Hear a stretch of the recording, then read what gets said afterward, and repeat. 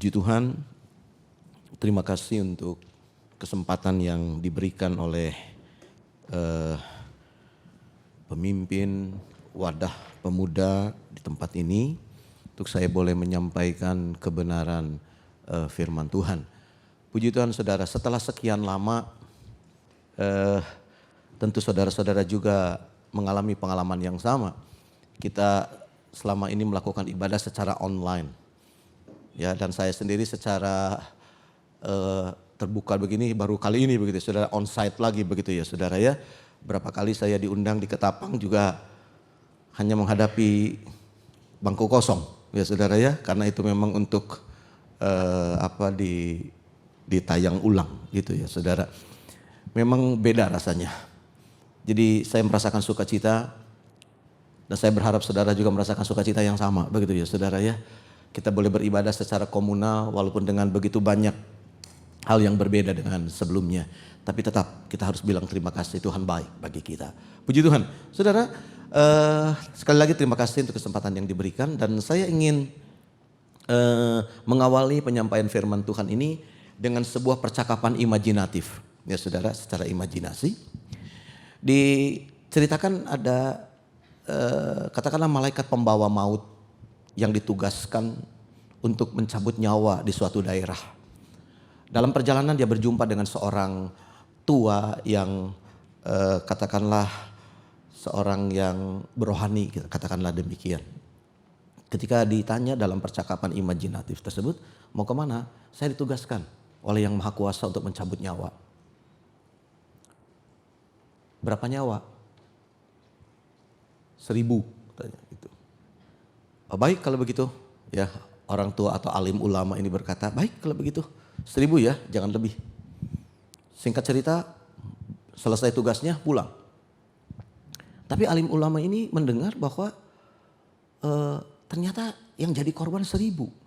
10.000. Ketika pulang, si malaikat pencabut nyawa ini ditanya, gimana sih janjimu bro? Katanya 1000. Itu kok jadi 10.000? Lalu malaikat ini bilang, saya hanya melaksanakan tugas sesuai dengan kuota. 1000 ya 1000 begitu. Tapi itu yang 9.000 mereka mati karena ketakutan. Jadi bukan karena saya. Saya hanya melaksanakan tugas 1000 yang saya cabut nyawa. Tapi 10.000 yang mati itu urusan mereka masing-masing karena mereka takut dengan apa yang terjadi. Nah saudara, saya coba kaitkan dengan situasi yang sedang berlangsung hari-hari ini. Yang mungkin bagi sebagian orang itu masih menjadi seperti sebuah cerita. Apa benar apa enggak ya yang namanya COVID-19 itu. Tapi mungkin bagi sebagian besar orang akan mengatakan, wah ini ngeri banget gitu ya saudara. Beberapa orang dekat dengan saya pun baru setelah orang terdekat mereka walaupun di beda kota diberitahu ada keluarga yang meninggal karena COVID. Istri saya juga ditelepon oleh salah seorang temannya yang sama-sama dulu pemuda di Ketapang. Saudara, sama-sama pemuda. Usianya seumuran lah, 50-an lah. Ternyata kena COVID. Anak seorang dokter yang sudah jadi profesor gitu ya. Saudara, kalau saya sebut namanya saudara tahu. Mungkin saudara Filipus juga tahu orangnya. Meninggal karena COVID. Pemakamannya hanya diikuti oleh 10 orang saja, tidak boleh lebih. Saudara, apa yang tadinya dianggap jauh, sekarang menjadi begitu dekat. Dan mau tidak mau saudara itu menimbulkan sebuah perasaan-perasaan yang berkecamuk. Satu dan yang lain mungkin intensitasnya dan kualitasnya berbeda begitu. Tetapi saudara, seringkali itu membuat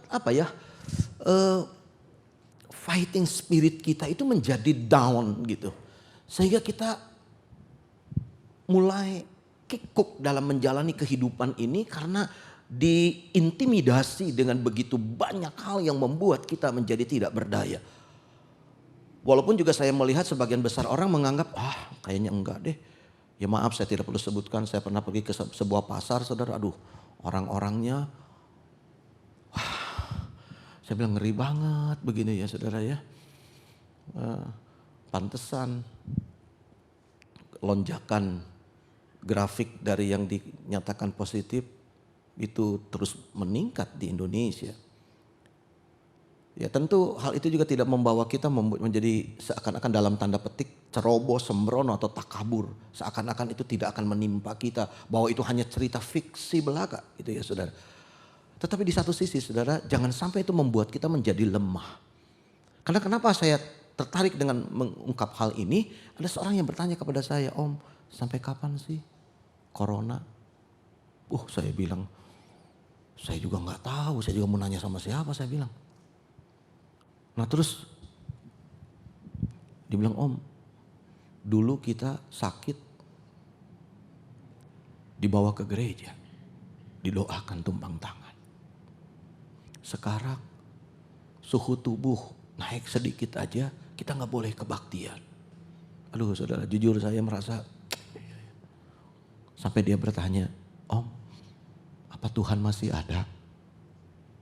Aduh, saya tidak tahu ya bagaimana, apakah saudara pernah mendengar atau ditanya seperti ini dan bagaimana tanggapan saudara. Tapi terus terang saya merasa bahwa, dan tidak dapat dipungkiri saudara, kita nggak bisa mengelak dari realita yang ada di hadapan kita. Saya cuma berkata kepada orang tersebut, walaupun sinar matahari tidak mencapai bumi, tapi tidak berarti matahari berhenti bersinar. Saya bilang, nantikan matahari akan kembali menyinari bumi. Percaya, Tuhan tetap ada. Sekali Yesus, tetap Yesus. Ya cuma itu saudara yang bisa saya sampaikan. Sambil saya juga menguatkan hati dan perasaan saya untuk tetap menjalani kehidupan ini dengan percaya bahwa Tuhan Yesus tetap sama kemarin, hari ini, besok, bahkan sampai selama-lamanya. Dan ketika saya membaca kitab kitab yang ditulis oleh Nabi Yeremia, yaitu kitab Ratapan. Baik, di Ratapan pada pasal yang ketiga, saudara, ketika saya membaca ini lalu kemudian saya coba merenungkannya, saya coba bagikan kepada saudara pada sore hari ini, saudara. Kalau kita membaca di pasal yang ketiga, di mana penulis mengungkapkan isi hatinya, ya, dia bukan cuma orang yang mendengar berita, seperti orang-orang yang 9.000 dalam cerita percakapan imajinatif tadi, saudara. Tapi dia memang melihat, merasakan dan mengalami betapa keadaan yang sulit ketika bangsa Yahudi, dalam hal itu kerajaan Yehuda di selatan dengan ibu kotanya Yerusalem, dihancurkan oleh Nebuzaradan dalam 3 kali invasi yang interval waktu 11 dan 8 tahun, saudara. Sehingga memusnahkan kerajaan Yehuda ini, meninggalkan kota Yerusalem dalam puing-puing reruntuhan, porak-poranda. Sehingga dikatakan tidak ada satupun batu yang tersusun di atas batu yang lain karena memang dihancurkan. Hanya tertinggal orang-orang miskin dan orang-orang yang dalam tanda petik sudah dianggap tidak mampu, tidak berguna untuk bangsa Babilonia ini. Ditinggalkan di sana. Dan Yeremia mengekspresikan perasaannya di ayat yang pertama. Akulah orang yang melihat sengsara disebabkan cambuk murkanya. Ia menghalau dan membawa aku ke dalam kegelapan yang tidak ada terangnya. Sesungguhnya aku dipukulnya berulang-ulang dengan tangannya sepanjang hari. Ia menyusutkan dagingku dan kulitku. Tulang-tulangku dipatahkannya. Ia mendirikan tembok sekelilingku, mengelilingi aku dengan kesedihan dan kesusahan. Ia menempatkan aku di dalam gelap seperti orang yang sudah lama mati. Saudara, bagaimana Yeremia menyampaikan apa yang dia lihat, dia rasa, dia alami dengan sebuah bahasa puitis seperti ini, saudara. Sebuah puisi yang menggambarkan betapa hancur dan remuk perasaannya karena pengalaman yang dihadapi, karena keadaan yang ditemui, Bagaimana situasi yang begitu porak-poranda. Keadaan yang tadinya megah. Sesuatu yang tadinya begitu luar biasa. Kalau saudara membaca, membandingkannya di pasal yang pertama. Membaca bagaimana Yeremia membandingkan keadaan sebelum dihancurkan dengan sesudahnya. Dia melihat sebuah kontras yang begitu luar biasa. Dan dia tidak bisa berbuat apa-apa. Saudara, kalau kita membaca, hukuman Tuhan datang kepada bangsa Israel karena mereka berdosa kepada Tuhan adalah nubuatan 70 tahun mereka akan dibuang ke pembuangan di Babilonia. Dan sebelum masa 70 tahun tersebut sudah diawali dengan penderitaan-penderitaan karena peperangan-peperangan yang terjadi. Dan selewat itu pun setelah 70 tahun ketika mereka harus kembali ke negeri kelahiran mereka dalam 3 gelombang yang dipimpin oleh Nehemia dan Esra, saudara, dan Zerubabel, itu memakan waktu yang cukup panjang. Jadi lebih dari 70 tahun keadaan yang mengerikan dialami oleh bangsa ini. Dan itu disaksikan oleh Yeremia. Kita tidak tahu sampai berapa lama kita harus menghadapi situasi seperti ini. Begitu ya saudara. Tapi sepertinya kita tidak seburuk dengan yang dialami oleh Yeremia. Nanti kalau saudara membaca keluhan-keluhan yang merupakan ekspresi dia menanggapi situasi kondisi yang terjadi di sekitarnya. Sebagai salah satu contoh saja saudara. Situasi yang begitu mengerikan yang dihadapi oleh orang-orang yang tertinggal di Yerusalem saudara. Kalau saudara membaca di pasal yang keempat. Ayat yang ke-9 dan 10. Lebih bahagia mereka yang gugur karena pedang daripada mereka yang tewas karena lapar. Yang merana dan mati sebab tak ada hasil ladang. Saudara, artinya gak ada lagi yang bisa dihasilkan oleh tanah. Gak ada apa-apa lagi yang bisa mereka makan. Jadi katanya yang mati karena pedang terbunuh mati seketika. Tapi yang mati karena kelaparan. Aduh, kalau saudara ingat tahun-tahun 85 kalau gak salah ketika Ethiopia dilanda dengan kelaparan ya saudara. Ethiopia kalau saya gak salah ya. Saya ingat kalau gak salah siapa ada penyanyi buta itu saudara yang we are the world, we are the children itu yang nyanyi. Itu lalu mengumpulkan dana dari bangsa-bangsa untuk mendonasi itu saudara. Itu kelaparan yang begitu luar biasa. Orang yang mati kelaparan itu mengerikan saudara. Perlahan-lahan dan sangat menderita. Dan itu yang terjadi sampai di ayat yang ke-10 coba saudara. Dengan tangan sendiri wanita yang lemah lembut memasak kanak-kanak mereka untuk makanan mereka. Tak kalah runtuh putri bangsaku. Saudara mungkin pernah mendengar ungkapan segalak-galaknya binatang, macan gak pernah makan anaknya sendiri. Tapi saudara dalam kondisi itu Tuhan luaskan. Mereka harus membunuh anak mereka supaya mereka bisa mempertahankan hidup. Mungkin di film-film kita pernah menyaksikan ada orang yang terkatung-katung di tengah laut saudara. Harus makan ikan mentah sampai pada akhirnya tidak ada lagi.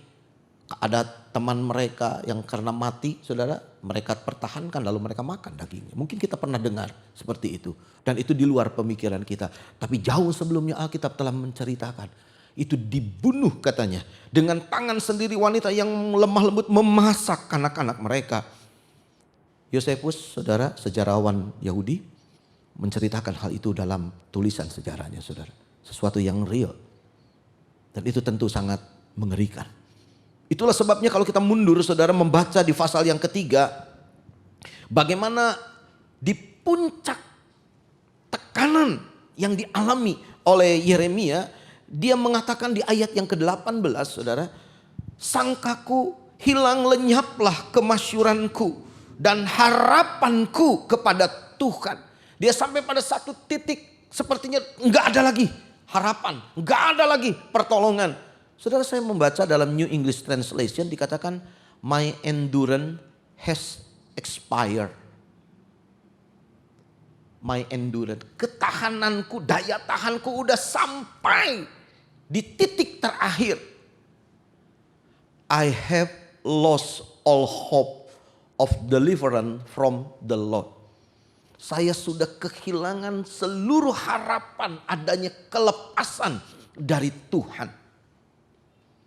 Saudara, Nabi adalah hamba Tuhan yang dalam tanda petik dianggap memiliki power, otoritas, tingkat rohani yang lebih tinggi dari umat. Tapi dia mengalami satu kondisi titik nadir. Sampai dia mengatakan, aku udah gak punya kemampuan lagi untuk bertahan. Kalau kita baca di ayat yang ke-19, ingatlah akan sengsaraku dan pengembaraanku, akan ipuh dan racun itu. Saya langsung baca untuk terjemahan dalam bahasa, saya terjemahkan dalam bahasa Indonesianya secara umum gitu ya saudara, secara sederhana dikatakan, saya ingat kemiskinan, saya ingat penganiayaan, segala kepahitan yang kualami. Sampai begitu berat pengalaman yang dihadapi oleh Nabi ini. Dan di ayat yang ke-20 dikatakan, jiwaku selalu teringat akan hal itu dan tertekan dalam diriku. Saudara, Yeremia tidak bisa mengelak dari kenyataan yang ada di hadapannya. Sama dengan saudara dan saya hari ini pun. Ya seperti saat ini saudara. Saya tinggal di ruko lantai 3 saudara. Naik turun tangga udah biasa. Tapi jujur saudara, naik ke lantai ini pakai masker, ngap saya. Mau ngomong aja, aduh gitu ya saudara. Ya sudahlah, ya puji Tuhan untung saya diizinkan lepas masker ini. Kalau enggak saudara, aduh, saya ngebayangin paduan suara nyanyi pakai masker gimana ya begitu. Tapi tapi kalau saudara kalau duduk diam manis begitu, setidaknya cuma mata aja kan ya. Ya masih lebih baik lah gitu ya saudara. Ya puji Tuhan. Terima kasih ya. Kita harus menyesuaikan diri lah dengan situasi-situasi seperti ini. Begitu ya saudara. Tentu tidak lebih berat daripada yang dialami oleh Yeremia. Dan dia mengatakan, jiwaku selalu teringat akan hal itu. Tapi saudara melihat ada sebuah situasi yang berubah secara ekstrim. Di ayat yang ke-21 ketika di situ dituliskan, tetapi saudara, hal-hal inilah yang kuperhatikan. Oleh sebab itu aku akan berharap. Saudara, ayat ini dalam terjemahan yang lain dikatakan, but this I recall to my mind. This I recall to my mind. Saya mencatat juga, this I will arrange into my heart. I written.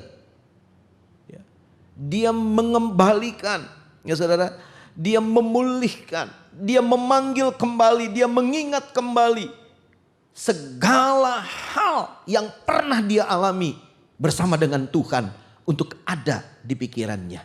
Kembali ke cerita awal saudara, 1.000 yang mati karena wabah, tapi 9.000 yang mati karena ketakutan. Poinnya saudara, mari. Kita gak bisa mengelak dari realita yang kita hadapi hari-hari ini. Tapi saudara, kita bisa memilah lalu memilih apa yang akan mengisi pikiran kita. Ingat, input menentukan output. Jangan biarkan roh intimidasi itu menguasai kita sehingga kita kehilangan, ya saudara,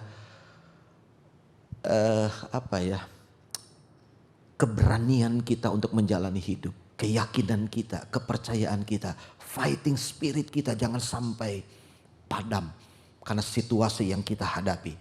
Tetapi hal-hal inilah yang kuperhatikan, oleh sebab itu aku akan berharap. Tak berkesudahan kasih setia Tuhan, tak habis-habisnya rahmatnya, selalu baru tiap pagi, besar kesetiaanmu. Saudara, kita tidak tahu apa yang akan terjadi esok, tapi kita punya pilihan untuk menghadapinya dengan reaksi, dengan respon yang benar sesuai dengan firman Tuhan. Sekali Yesus, tetap Yesus. Dia tidak pernah berubah, janjinya juga bagi kita. Puji Tuhan. Sekian firman Tuhan. Ya Tuhan, kami tidak bisa mengelak dari realita yang kami hadapi tiap-tiap hari. Berita-berita yang buruk dan negatif mewarnai dunia ini. Tetapi kami mau memilah dan kami memilih untuk mengisi pikiran kami dengan kebenaran firman-Mu. Hal-hal yang bersumber dari Allah. Mengingat semua kebaikan, kasih setia, pertolongan, kemurahan dan anugerah Tuhan dalam hidup kami. Sebab itulah yang memberikan pengharapan kepada kami. Dunia hanya memberikan kekhawatiran, dan kekhawatiran tidak bisa memanjangkan sehasta saja hidup kami.